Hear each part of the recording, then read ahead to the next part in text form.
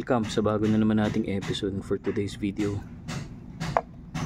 ay pag-uusapan natin itong ating bagong assemble na bubu kit. So tara, simulan na natin. So what do we have here? So we have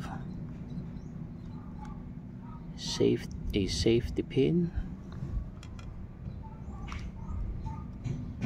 a used birthday candle,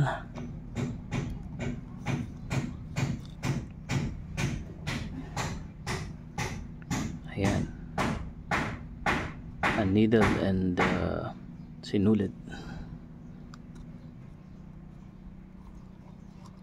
Also have a medicine. I have a medicine, ayan, paracetamol. I also have a bunch of matchsticks and ayan. I also have a much bigger safety pin and a razor. I also have here a band-aid. Ayan, so yan yung laman ng ating bubu kit, and this is a very small pill or medicine bottle, and the good thing here is it's very compact and it's waterproof. So let's put it back here, and this bottle pill has a reversible lid, and I'll show you later kung para saan yan. So let me just put this back. So nakita nyo naman, ano, dami mong pwedeng mailagay na emergency kit. So we have matches for starting fire. I also have candle.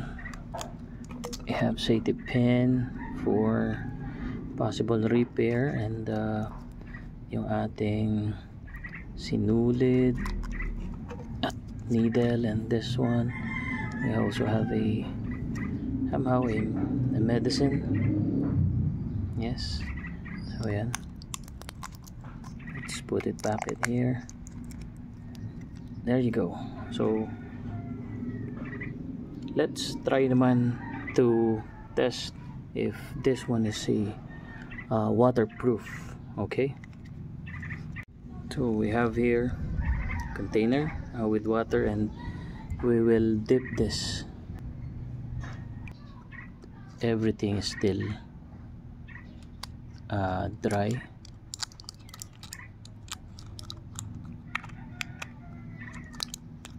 Everything is still dry. Okay, and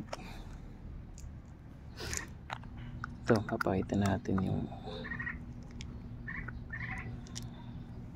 reversible na binabanggit ko sa inyo. So I have here another pill bottle, and this one has a medicine. So yun, yan siya, pwede nyo siyang pagdugtungin. Okay.